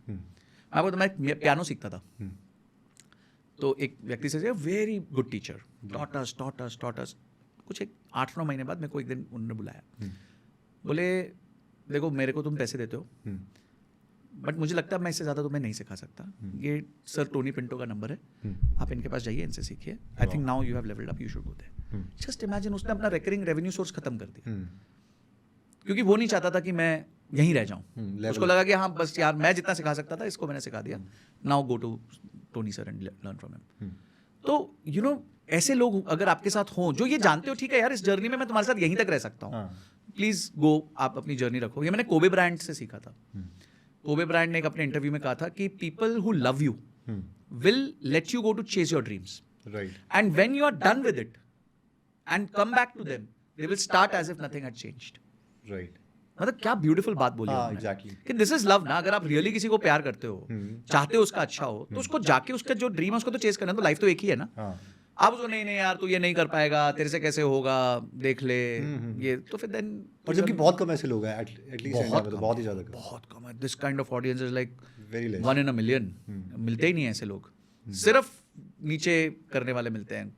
एक बार वो मैं कहीं पढ़ रहा था, तो एक शिप में 6 बास्केट्स में क्रैब्स जा रहे थे। अच्छा। ठीक है, तो कैप्टन आया, बोला यार इस पे ढक्कन लगाओ। तो ये क्रैब्स कहाँ से हैं? जापान से। इनको ढक्कन लगाओ यार जल्दी। आगे आया तो अमेरिका से ढक्कन लगाओ। बोलते ये इंडियन वाला। बोलते इनकी जरूरत नहीं है। बोले को ऊपर जाना जाएगा नीचे खींच देगा दूसरा। तो ये हालत है। हाँ 100%। तो I think if you want to change your circumstances, change your room. जहाँ बैठे हो, जिनके साथ बैठे हो, इमीडिएटली चेंज कर दो, तभी आपका circumstance. Right. And the reason for this is कि जब स्टार्टिंग में वही लोग आपको मोटिवेट कर रहे होते हैं, यार कम ऑन डू इट, क्योंकि वो पहुंच गए होते हैं, उनको लगता है यार ये भी कर सकते हैं। लेकिन जब आप उससे आगे निकलने लग जाते हो, देन फिर वो उनको वो मेमोरी याद दिलाता है कि यार मैंने यहाँ पे क्विट कर दिया, ये आगे में से बढ़ रहा है, and then that jealousy starts to like नीचे ले गया उसको। बिल्कुल। तो आपको कंटिन्यूअस अपना एसोसिएशन चेंज करते रहना पड़ेगा without disrespecting where you were with whom you were. लोग ये भी गलती करते हैं, they will change the room and they will say यार वो तो बेकार है। अरे जब तक तू था वहां था ना भाई, उसका वो बेकार थोड़ी हो गया। There was very interesting reel that I was watching, जिसमें वो रिसर्च के बारे में बता रहा था। I don't know whether this exist और नॉट। उसने बोला कि अगर आप एक पॉजिटिव इंसान के साथ बैठते हो तो जो आपकी परफॉर्मेंस है दैट इंक्रीजेस बाय 30%। लेकिन अगर आप एक नेगेटिव इंसान के साथ बैठते हो देन आपकी परफॉर्मेंस जो है वो 40% नीचे हो जाती है। मतलब द डिफरेंस बिटवीन पॉजिटिव और नेगेटिव अगर आप न्यूट्रल पे हो दैट इज 70%। अब आप सोचो 40 से वापस 100 आने में उसको 60% ऊपर जंप मारना पड़ेगा। बहुत ज्यादा वो तो बेस इफेक्ट आ जाता है ना। 100 का 60 हो गया, अब 60 से 100 आने को तो उसको 67% का जंप लेना पड़ेगा, और फिर 90, मतलब ऑलमोस्ट 2 टाइम्स का लॉस हो गया खाली न्यूट्रल तक आने के लिए जो पहले था वो। यस, तो एक्चुअल लॉस तो 2 टाइम्स का हो गया ना जी। तो 2 टाइम्स का लॉस क्यों लेना है आपको? हमारे को पहले फुर्सत में किसी ने बोल दिया कि ये नहीं हो सकता तो हम फोन रख देते हैं, उसके आगे दिमाग ही नहीं लगा। हमने कभी किसी से लड़ाई नहीं करी। किसी ने बोला ये नहीं हो सकता तेरे से नहीं हो पाएगा, ओके डन, थैंक यू। अब किसने किया था भाई, उसको फोन करो चलो। And the moment you talk to people who have done it, बोले हो जाएगा यार, ऐसे नहीं ऐसे कर, ऐसे रील बना ले, तू ये कर ले, तेरे को इतना पहुंचना है, तेरे को ये एंगेजमेंट चाहिए, तेरे को वाह यार सोल्यूशन ओरिएंटेडनेस, काम बता दिया, होमवर्क दे दिया। तो talk to people who have done it, and if you still don't have those people, reach out to them, write emails to them. कोई भी ऐसा नहीं है कि आपको रिप्लाई नहीं करेगा, बस ऑब्वियसली सिर्फ अपनी अपनी बात मत करो, मेरे को चाहिए। एटलीस्ट मोबाइल में भी जब देख रहे हो तो क्रिएट दैट एनवायरनमेंट, उन्हीं लोगों को मतलब कंज्यूम करो। वो मैंने कहा था ना, you show me your feed, I will show you what you will be. Right. कि आप अपना इंस्टाग्राम फीड मुझे दे दो, मैं बता दूंगा तुम्हारी जिंदगी में तुम क्या बन सकते हो। राइट, 100%। तो ये association I think is the biggest game changer for me personally also has been a very big game changer 100%। तो every time I have found good association जिसने मुझे खींच के एक लेवल तक लेके आ गया, बहुत जल्दी खींच लेते और वो बहुत जल्दी खींचते हैं। फिर देन आपके ऊपर भी आप कितना जल्दी उसको फॉलो करते हो, हैं, और फिर भी कर लेंगे। यस, अगर आप एक्स पे ऊपर तो लेके चले लेके जाएगा चले वो जाएंगे। वो रूम का एवरेज है ना, आपको। रूम का एवरेज ही हो जाएगा। रूम का एवरेज है तो आप नीचे रह ही नहीं सकते हाँ, ऊपर जाओगे you have to go there. Yes, thank you so much for coming.